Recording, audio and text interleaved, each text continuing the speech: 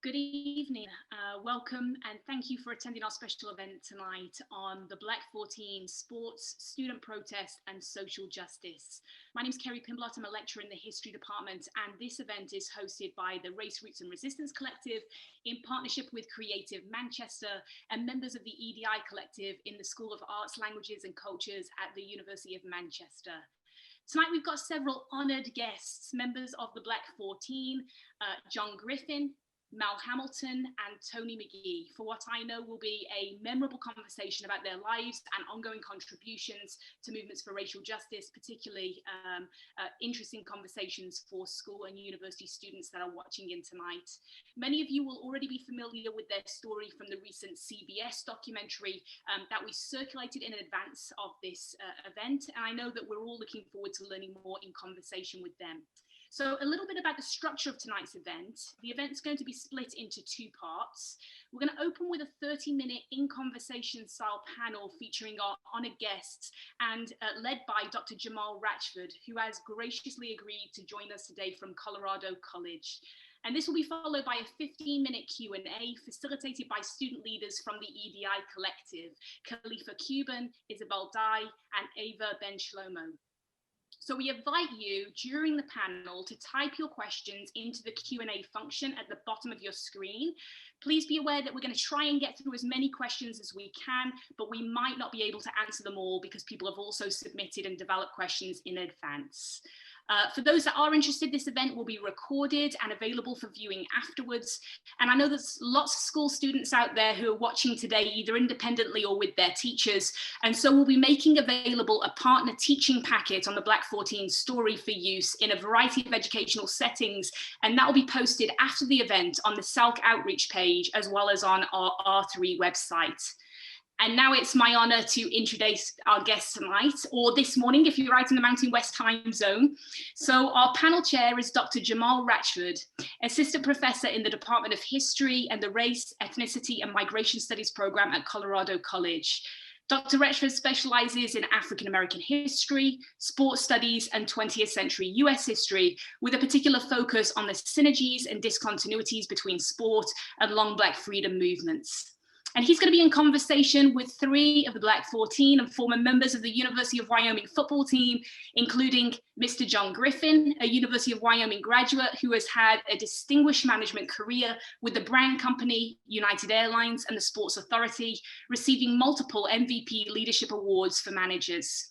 He's joined by Mr. Mal Hamilton, a University of Wyoming graduate and public school teacher and administrator. He was the first African-American principal in the state of Wyoming and welcomed into the Hall of Fame for the 1966 University of Wyoming football team. And lastly, Mr. Tony McGee, a Bishop College graduate who went on to play in 2 Super Bowls and was nominated, not elected, to the Pro Football Hall of Fame in 1994. He is the producer and founder of Tony McGee's Pro Football Plus magazine TV show. And with that, I welcome all of you and all of our guests watching in tonight and hand over to Dr. Jamal Ratchford. Good morning from Colorado. Thank you, Dr. Pimblott. Thank you, Anne Marie, and a personal thanks to Dr. Derek White for the opportunity. I particularly want to honor Mr. John Griffin, Mr. Tony McGee, and Mr. Mel Hamilton. It's a tremendous honor to be moderating this panel with you today. Before we get going, I want to frame this just a bit for our audience. It won't be, perhaps it will be a surprise for many of you to know that sport has always been political. Whether we trace it back to the 16 teens with King James in England, thinking about sport in lawful sorts of ways, whether we're thinking about Puritan America, thinking about sport in its intersection with military service, whether we're thinking about the National Association of Baseball Players in the late 1860s that drew a distinct color line that prohibited Black existence in baseball. At the turn of the century, President Woodrow Wilson thought about sport in relation to self-subordination and cooperation, specifically football, as a valuable trait, as an admirable trait. President Teddy Roosevelt thought about sport turning boys into men in a very heteronormative type of way.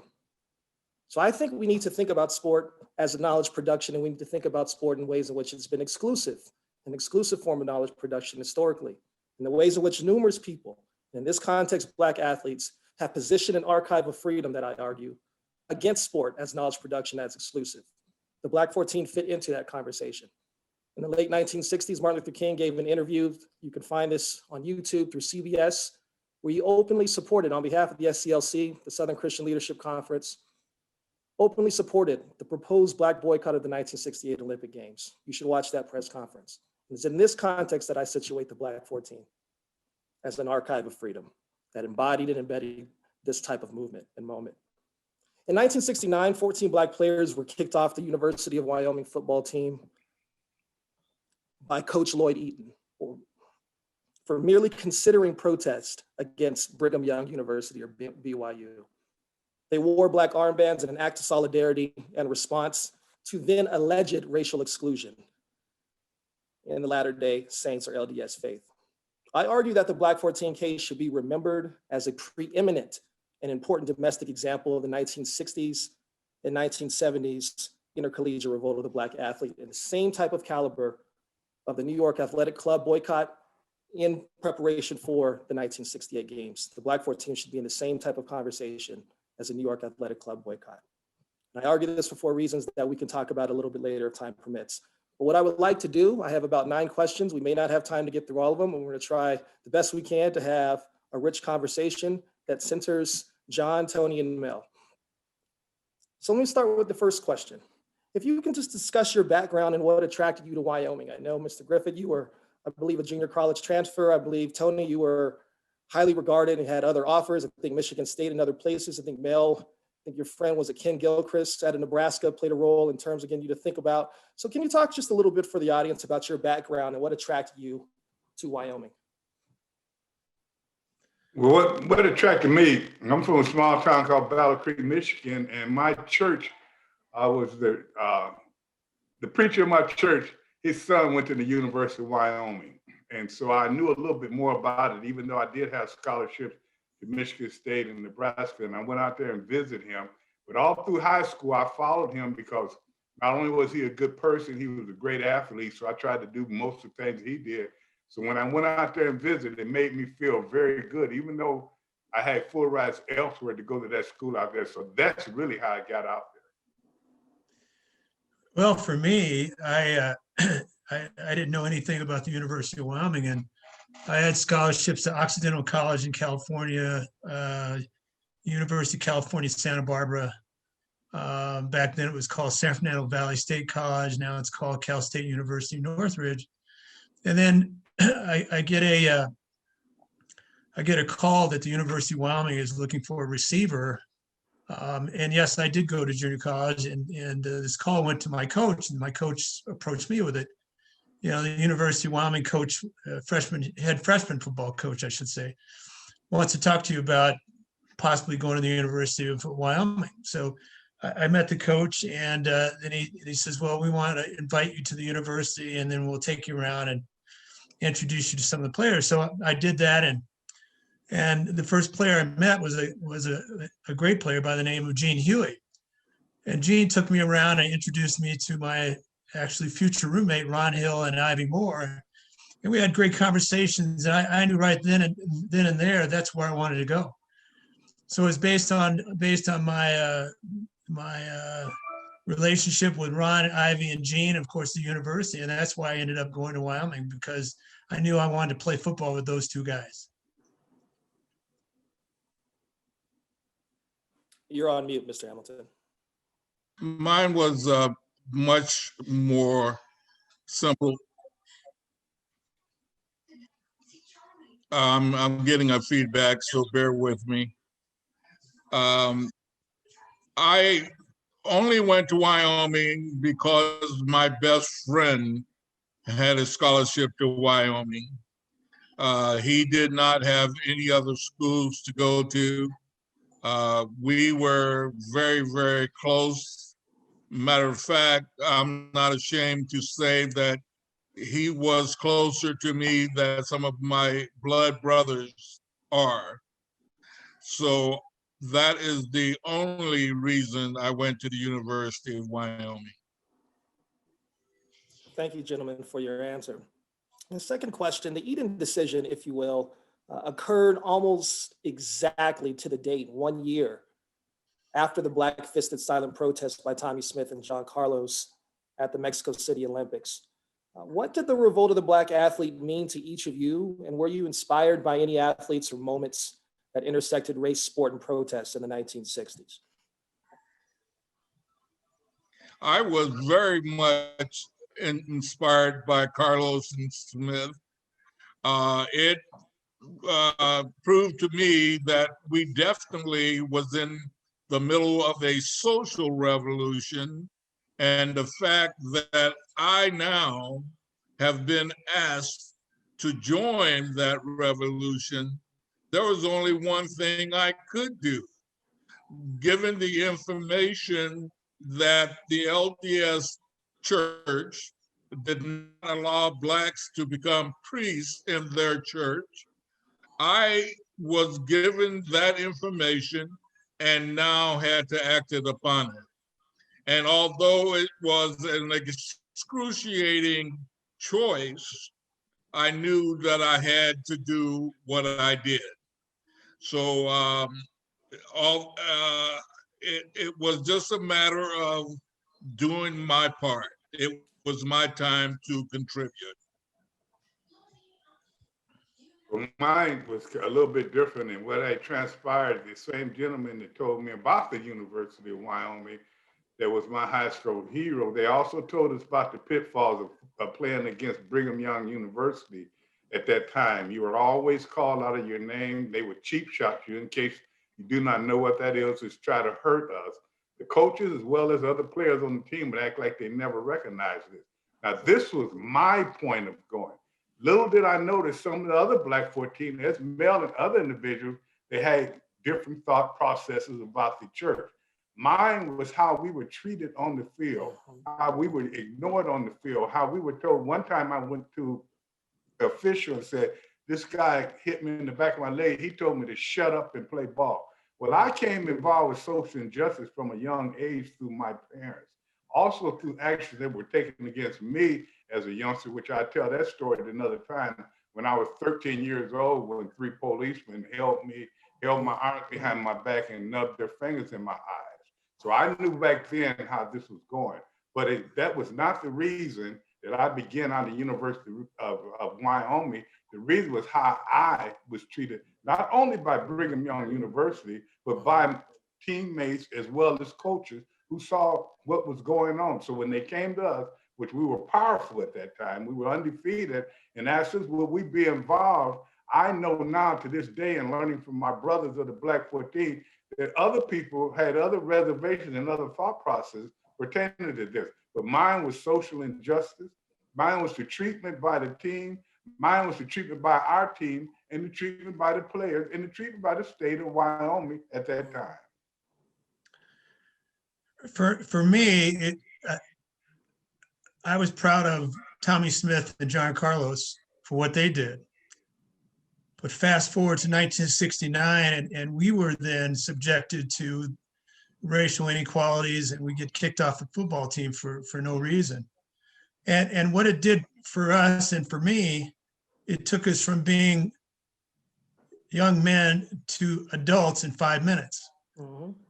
And we were subjected to something that no one ever had been subjected to. And it was time for us as athletes, as student athletes, to stand up. And so I looked at it from merely the perspective is it's time for me to stand up and be counted. And if I have to protest, we're going to do that. But it was that simple. It was something that was deep in my heart, and I had to stand up with my brothers. And that's what we did, and it still resonates today. What we did then. Was it easy? No. That was probably one of the most difficult times in my life I've ever faced, and that probably I'll ever face. But it was something, for me personally, I had to do, and I had to do it with Tony and male guys. I thank all of you for your wisdom. This is why, in part, in my work, I center and I challenge and question buzzwords that we often use in a fairly axiomatic, a fairly assumed way, such as integration. What is integration? How does it work? And who is it really for? Because everything you all said were in context that were supposed to be integrated. Yeah. Yet there was extreme trauma that you all faced. I think we need to reevaluate what integration has meant inside and outside of sport. Number 3, and this sort of builds on your the second question.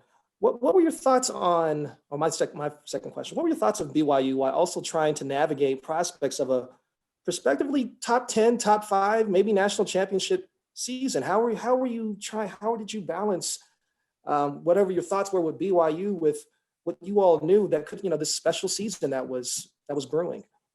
What was special with me is the 14 players took into consideration individuals such as individuals that had their wives, their individuals that had their children, their individuals that were married. And the first thing we did when we went back to the room was told these individuals, you do not have to be part of this, because we knew we were going to vote on it that night and that we could not be the spokesman for everyone. So we told everyone that was already married or anything involved with that they didn't have to be involved. And to a man, each one did. So it was something that we all had to do. And we were also made aware of when we did go to Brigham Young, and we could never go no further at that time, which we weren't doing it anyway, right down into the early part of it. We could never go up into the part of the church that we were not welcome in. I will not even mention it at this time because that's passé. But we were told, and they would let them know how they felt about us at that time. Remember, so when it came time to make this decision, it was hard because we had been told that if we won 2 more games, we'd be in the Sugar Bowl. Each and every individual, including Mel and Griff that you were talking to, we had pro scouts looking at us. We had bowl people looking at us. We had opportunity looking at us. And we were told by individuals, and I will not mention their name, that if anything went wrong, we had colleges looking at us, which we found out after that we were blackballed. It was a situation for us that, an old football cliche is that you're leaving everything on the field. Well, we took it upon ourselves to say, we've got to stand up, whatever the consequences are going to be moving forward, we have to be able to then coalesce together and take whatever comes at us head on. And the interesting thing about this, and Tony Mel knows this, there were 2 camps. There was the 1968 BYU Wyoming game in Provo, what Tony was a part of, and the cheap shotting and all that stuff that was going on there. And then fast forward to 69, when there was a movement across the country with all the Black student alliances and Black student unions saying we need to protest against the Mormon church for not allowing Blacks to elevate ourselves in the church. So, and honestly, we didn't know about what some of us who transferred in didn't know about the issues related to what happened in 68, but we certainly knew what was going on in front of us right then and there. And I think that the takeaway was we were going to stick together regardless of what was going to happen. In fact, I don't think any one of us realized, we had an idea maybe what was going to happen, but we stuck together.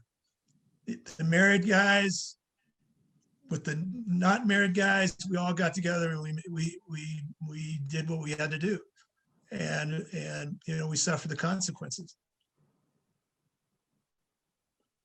Well, I am very,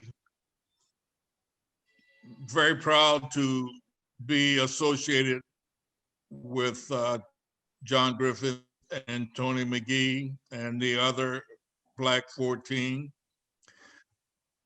I was just from the military. I had the GI Bill. Although my choice was excruciating that night, I knew that I had something to fall back on. So my being courageous was mild compared to what they were going through.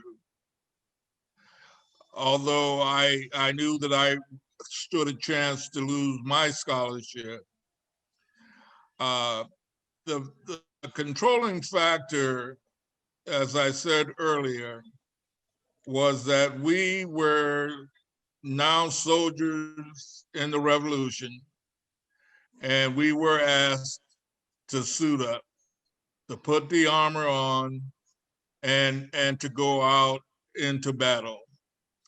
We accepted that challenge, And we are glad that we accepted the challenge, and we continue to be soldiers in the struggle for equality in the United States. Thank you. Thank you for your wisdom. And I think it was John who mentioned in a particular report that something like maybe 8 out of the 14 of you all could have had NFL careers. So in terms of an economic potential that was lost, only through your trauma was atonement even possible. And this is something that I try to tease out in my work. I want to ask another question, and we may have time for 3 or so more left, maybe 2 related to, and I'll do my best to with time. Can you talk about the week-long buildup? I know, Mr. McGee, you had Tony, you had a conversation with Willie Black and others. Can you talk about the week-long buildup to that Friday morning, and then that Friday morning, what that was all kind of like? I'm trying to align a couple questions together. So that week-long buildup before you met with Eaton, and then when you met with Eaton, your thoughts, what happened? We kind of understood what we were going to because we have been involved with Coach Eaton at that time for a couple of years for myself, and we knew that he had some particular thought processes, which was his thought process, and it would never change. So during that week, we also tried to have different ways, whereas we had to do something somewhat different, and we were willing to do that. We weren't trying to force a protest. We weren't trying to force wearing an armband. We were trying, and what had transpired is we talked about it earlier in the week. We went to the meeting, and then from the meeting, the few of us at the meeting came back to talk to the other guys. We made our decision. But during that course of the time, some of the information got back to Coach Eaton. So he called in one of our captains, Joe Williams, at that time, and told him that, you know my rules, you can't do this, you can't do that. So Joe came back and told us the night before. We had been taking this in consideration. But we were very much aware that when we went over there, it was a great opportunity that we would never put on that uniform again, which became very true. But at the same time, we also knew that we had something we had to sacrifice. We're talking about sacrificing scholarship where other people sacrifice lives. So that week, we were trying to do the best way. Also being cognizant of, we were part of a football team that had national progress, that could be one of the best in the country, and we wanted that as well. So all the way to the even time we got over there, we had decided we would wear these armbands over here, which in my opinion, may have been one of our first problems, because it was like wearing a red cape in a bull ring when we went over there. The coach never gave us the opportunity to speak, and we kind of knew that was going to happen. But the one thing we never got an opportunity to do was we said one thing. If he said, you cannot wear these tomorrow, if you wear them, you're not going to play, we had decided that we weren't wearing them. We never got that opportunity, and still we got the racial epithets that he gave us, telling us we did not know who our parents or who our families were, telling us to go back to the black colleges of the world, telling us to go get on Negro relief. And he said, if you don't know what Negro relief is, it's colored relief. So we had a lot of things going on. It was a rough week, but until now, we still wanted to make it happen, not just for us, but for the team, for the coaches, for everybody, but we never got that opportunity. You know, again, as I said earlier, that was the day that I'll never forget, and how this guy berated us. But had I had the wherewithal as a 21-year-old guy back then, I would have told him point blank. I said, okay, you want to spew all this venom all over us? I would have said to him, come and see me in 40 years and we'll have that conversation. Because the takeaway is what we've done since then, we've all been successful. We went against the odds, you know, because his thought process was we were not going to be anything.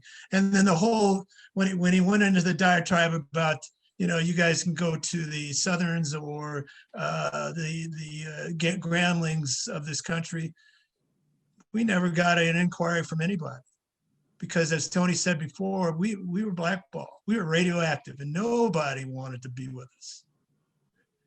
And also, for some of us, we were thinking about, well, heck, if we don't play football anymore, we got to think about how we're going to get our degrees.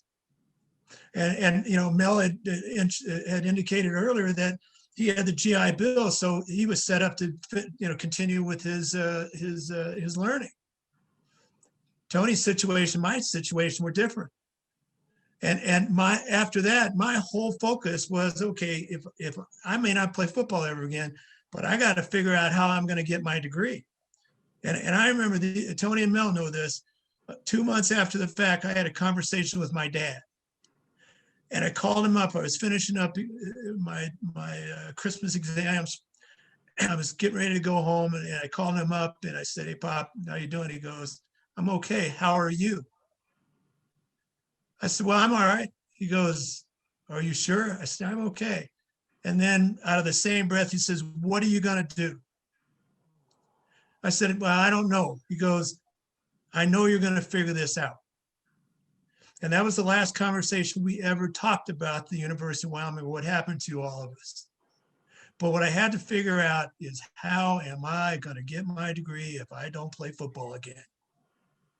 And that was my stress point. Mr. Hamilton?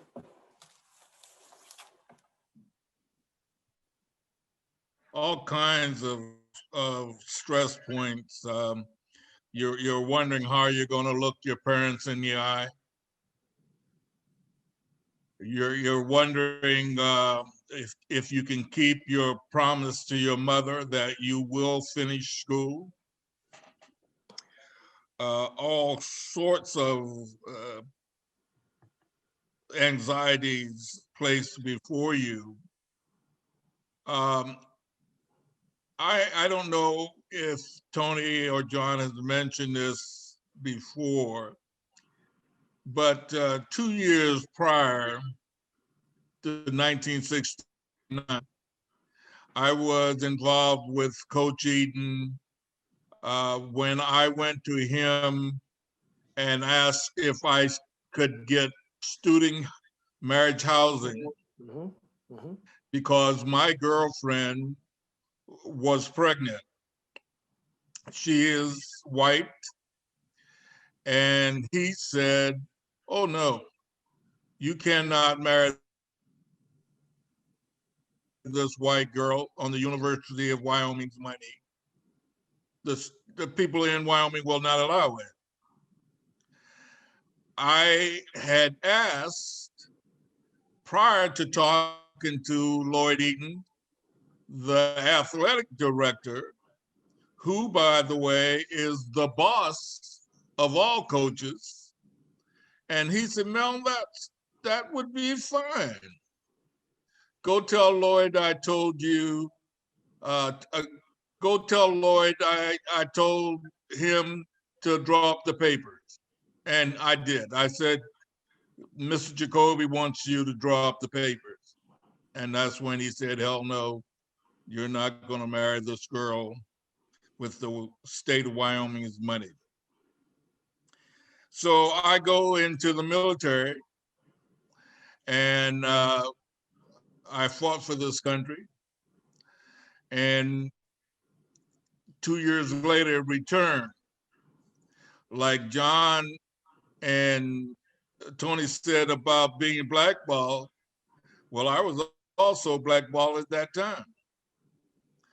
So Eaton, somehow, with knowing a guilty conscience, I don't believe that it was that more than he knew that I was a good player.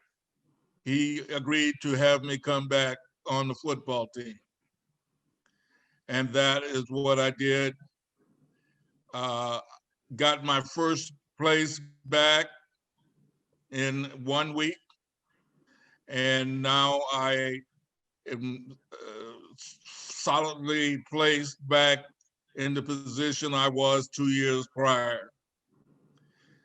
And so I've had a lot of history with this man. And a lot of people ask me, "Why did you return?" Well, until you walk a mile into my shoes, you cannot evaluate my decision. But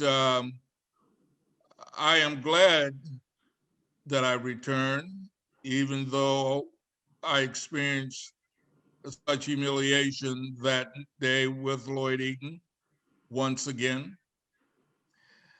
Uh, by the way, my daughter from that relationship and I are very close today.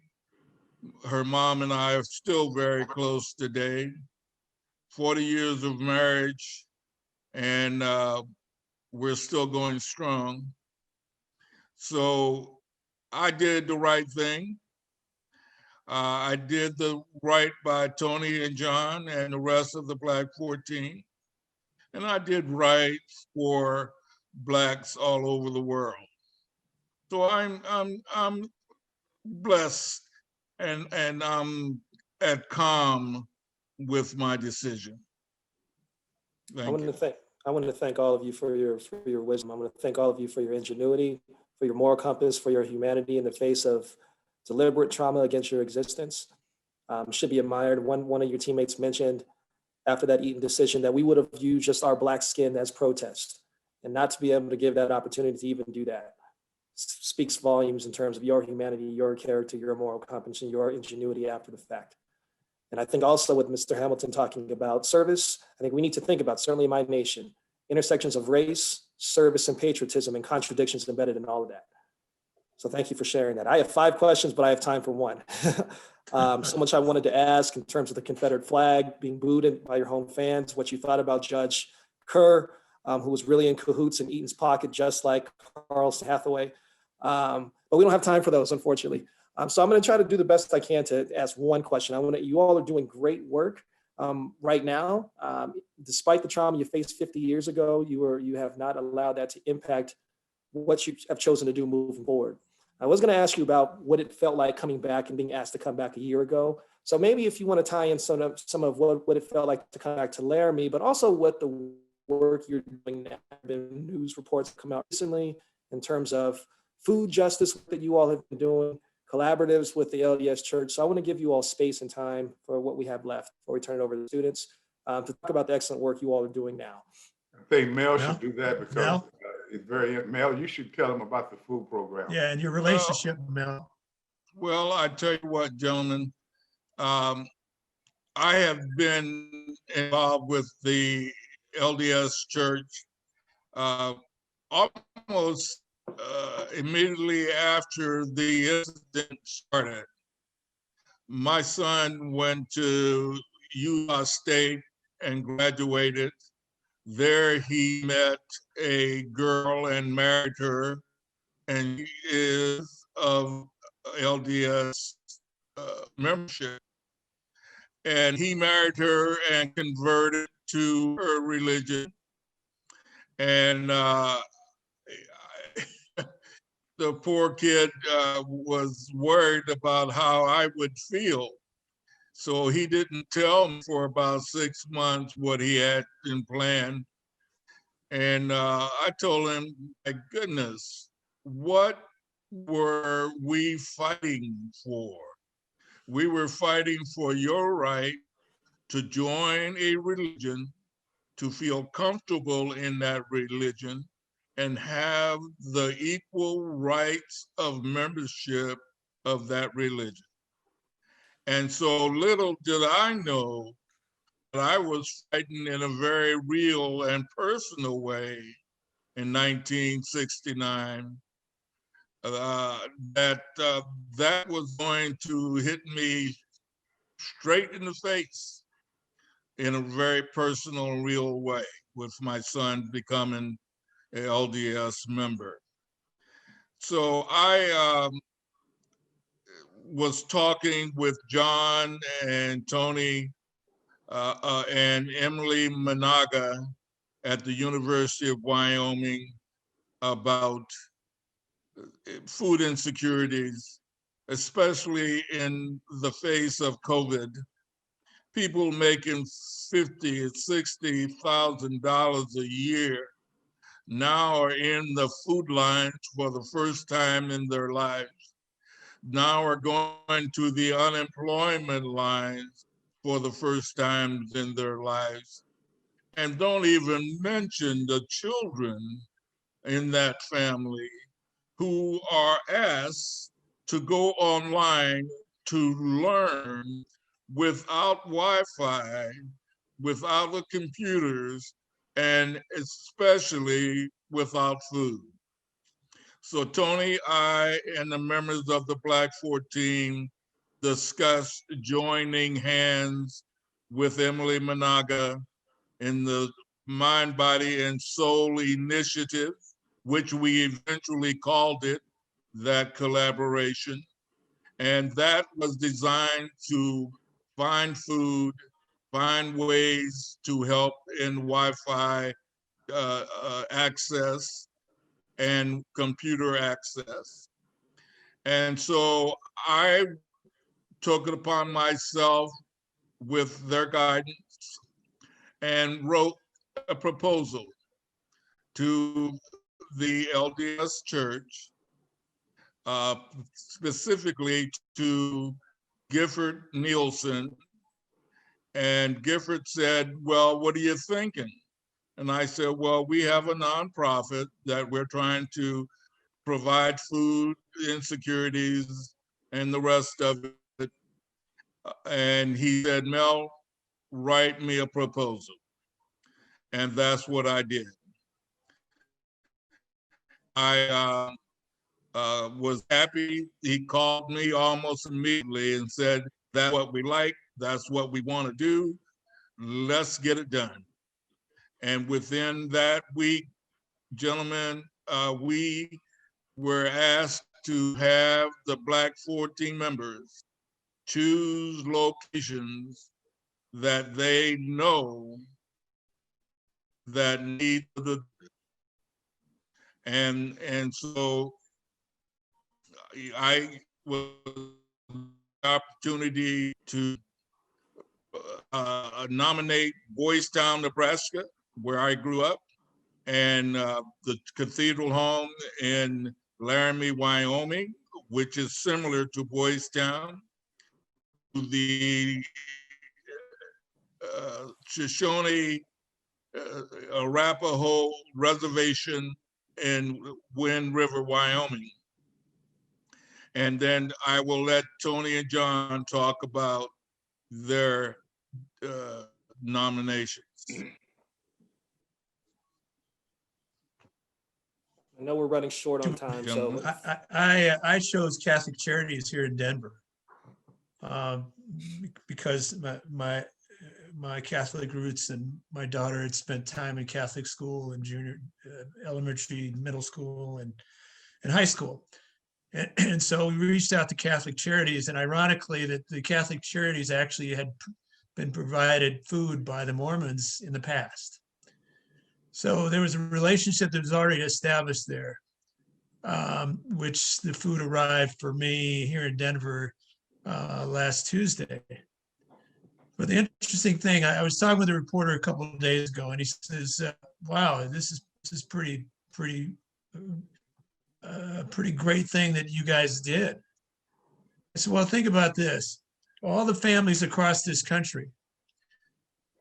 If you looked at the families that Sunday prior to deliveries, I'm sure a lot of families were thinking about what the heck we're going to do for Thanksgiving. How are we going to provide to our families? How are we going to provide to our children?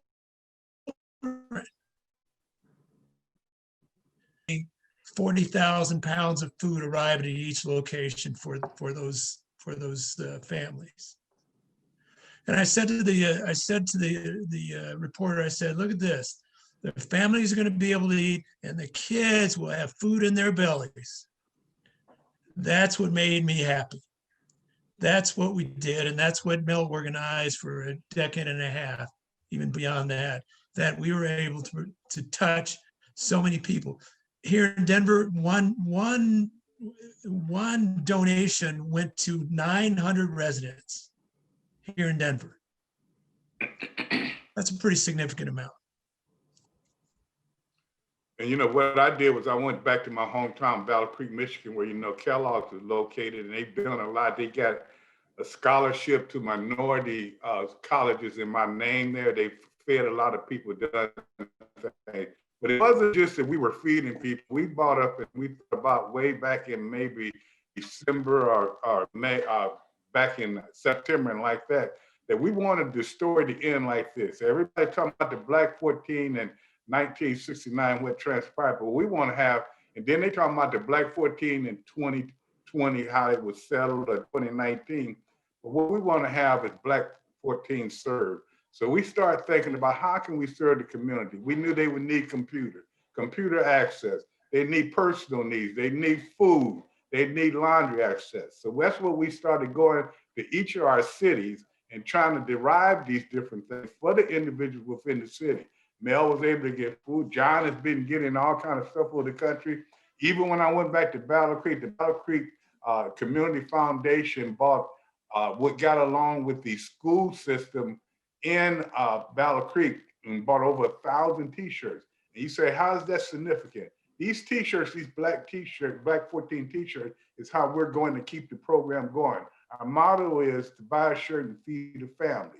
And that's what we're trying to do. So through everything that John and Mel and I and other Black 14 have done in this half a year and this year long, they put about $500,000 back into community, but we've only just begun. We don't only be the you guys, and we feel like we don't want to keep talking about how we were victims. We will talk about how we have helped victims, how we've helped with the social injustice, kind of they did to us to go, we are proud of what we're doing for them. And that's what Absolutely. the Black 14 is about now. Absolutely. I want to thank all of you for your time and your wisdom. It's been tremendously, truly an honor for me to moderate this session. And now I want to turn it over to the students in the EDI collective.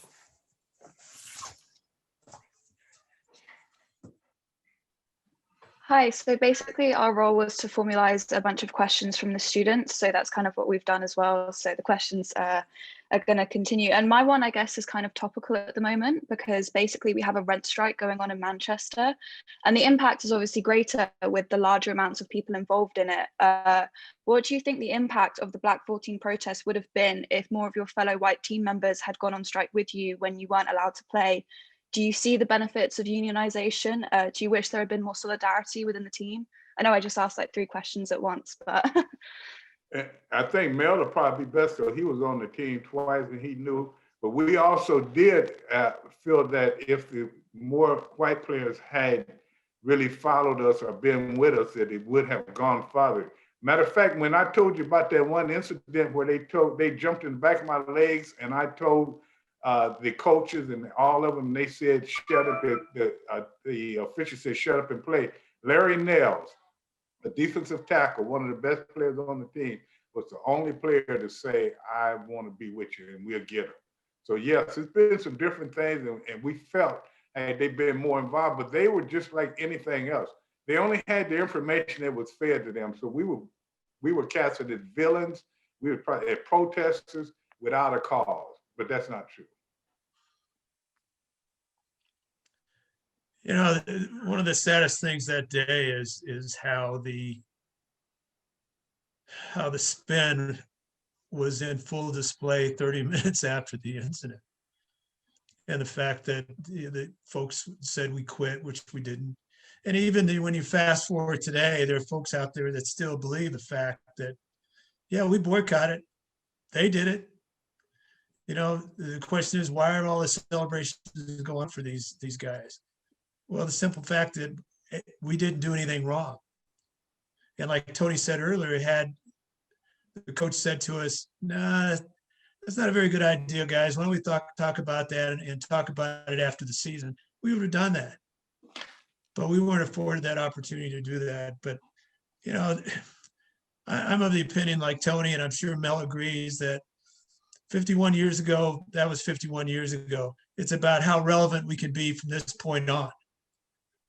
And how relevant with the University of Wyoming we can be. We want to be relevant partners. And the whole thing, and this is conversations that Mel, Tony, and I had at the end of last year, is that what can we do to help people? How can we pay it forward? And that's why that's where we're at today. And you know, until the day I leave here permanently, this is, and I know the rest of the guys feel the same way.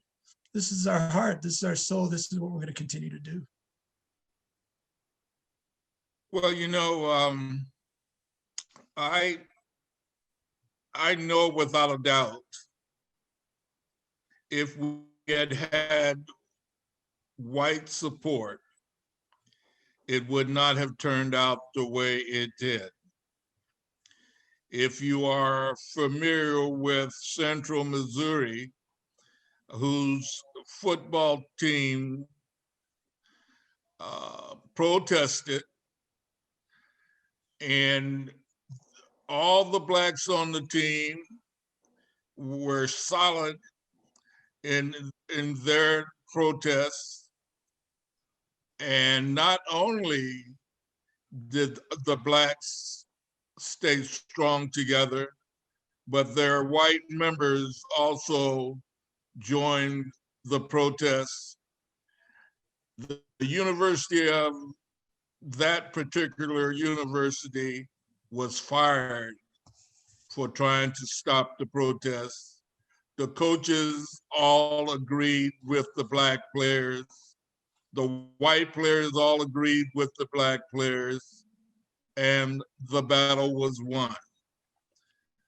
I think if we would have had just several white players come forth at the time, then the outcome would have been different. Thank you so much for answering that. Khalifa? Hi, I just wanted to thank you all for such an enlightening and interesting conversation so far. My question is about students and the student voices. I know that we've got some students listening. So my question is, for Black students, what advice could you or would you give to encourage us to persevere when faced with racial challenges? Don't let it define you. And I think that's what you can look at the Black 14. Right. Each and every one of us have done something within our life that may have been unique to other individuals, but we took that first step when we were young individuals. We do not let that define us. We could have been quitters, used as an excuse or whatever, but here we are 50 years later still trying to make improvement, because as long as you're here, as long as you're going forward, as long as you can learn and listen, you can improve the world. And for me, I feel the same way. We didn't let that incident define us in '69. And even to this day, we don't let it define us because of what we're doing with food insecurity, what we're doing with other areas that we're focusing in, especially with the Mormons. You know, and also the other word that always comes to mind to me is persevere. Don't let anybody tell you you can't do something or you're not going to be anything. You know, you stand up, you persevere. You know, you dust off your trousers and you fight another day. But you never give up, because if your goals are there and they're solid, you know, you're going to achieve your goals. You know, we all have a price to pay. I will always remind Blacks throughout the world that there have been thousands, if not millions, of us killed and died for where we are today. So we cannot forget that we build upon each other. And that is how I raised my kids. And that is how I remember my price to humanity, my price to I must build continually on their sacrifice.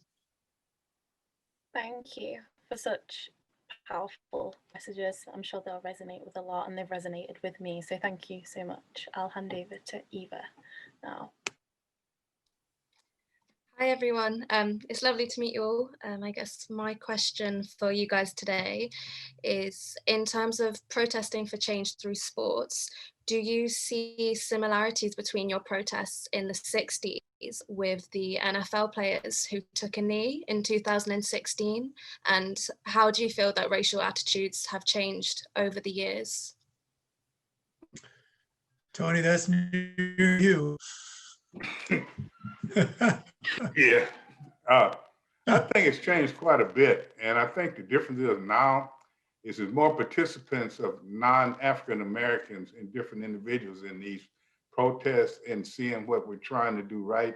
As far as the taking the knee, and I don't have a problem with that. I think that was a very good thing to do at the time.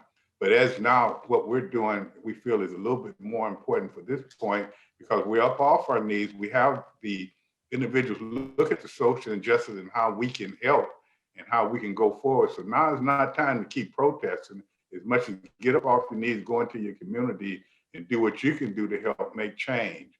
And I think that's what is transpired now more than it did back in our time. Back in our time, when it was us on one side and the state of Wyoming on the other, which we did have a few individuals that protested with us and they were exiled right away. But at the same time, we have an understanding that now the thought process is more developed, more different, and wanting to do more things correctly than back at that time.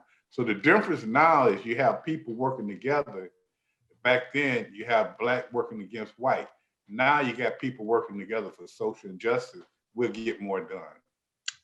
You know, the key to me is being proactive. And what went on, especially throughout our country here in the States, and for me here in Denver, was I saw a rainbow of colors come together, all ages, all ethnicities come together towards one goal, and it was racial injustice, racial inequality. So they took, instead of standing back and viewing it, they took a proactive stance and got out there. I mean, I had my niece and her children, and she's got children from 4 years old to 7 years old, and she had them walking in the protest the first week. So I was pretty proud of her.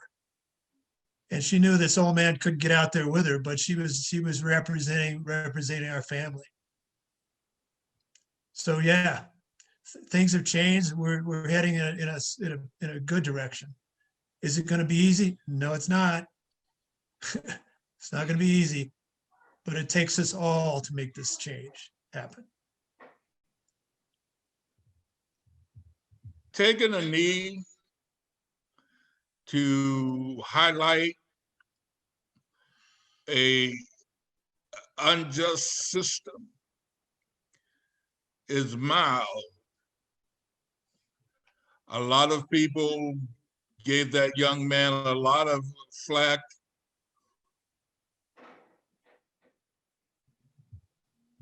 About he was disrespecting the military. I was in the military. He did not disrespect me. I knew exactly what he was talking about. Use any means necessary to uncover injustices. If unclothing your behind of a problem of injustice, then do that. So people that use the excuse that he is disrespecting the country, disrespecting the Army, those are just excuses of an intelligent young man pointing out something that America has difficulties looking at. So I make no excuses for that young man, and I make no excuses for the fight of equality throughout the world. Great, thank you. Thank you so much for your time and for answering all of our questions. That's really great. I'll pass over to Kerry now to end the session, but thank you, everyone. Thank you so much. And I'd really like to thank all of our guests tonight, Mr. John Griffin, Mal Hamilton, Tony McGee, and Dr. Jamal for joining us. Thank you so much to the Collective too for just posing such excellent this transatlantic and transgenerational conversation possible. I realize out there will definitely have learned a lot from them. I want to flag up for people that if you're interested in supporting some of the work that the Black 14 are currently engaged in, that they were just discussing in the panel session, then I would encourage you to take a look at their website, which is black14.net, and take a look at some of the opportunities to support and get involved with their work. As previously mentioned, a video of this webinar is also going to be made available after the session for you to distribute to your friends and peers and students if you're a staff member out there. And we'll also be pairing it in time with a teaching packet for you to use if you're teaching in local schools or at supplementary schools or in other kinds of settings. But for now, I'd just like to thank again all of our panelists for participating and the folks for helping to us organize this event. And I think just let us go out together now in the spirit of the Black 14 into all the places that we live, study and work to continue this critical work that they've been involved with and led over the course of their own careers. Thank you very much.